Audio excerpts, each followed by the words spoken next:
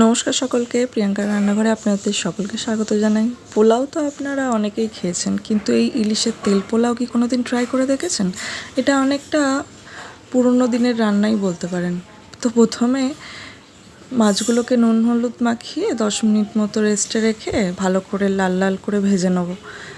খুব লালও নয়, মোটামুটি ভেজে নিয়ে সেই ইলিশের তেলেতেই আমরা শুকনো লঙ্কা 4টে ফোড়ন দিয়ে তার মধ্যে একটু হলুদ জল আমরা দিয়ে তেল ছাড়া পর্যন্ত অপেক্ষা করব। তারপরে আমরা সেদ্ধ করে রাখা ভাতগুলোকে দেব। আপনারা চাইলে রাইসের চালও ইউজ করতে পারেন।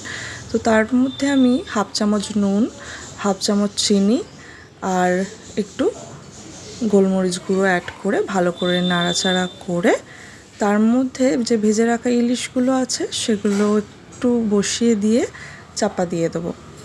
চাপা দিয়ে 5 মিনিট মতো লো হিটে জিনিসটাকে হতে দেবো।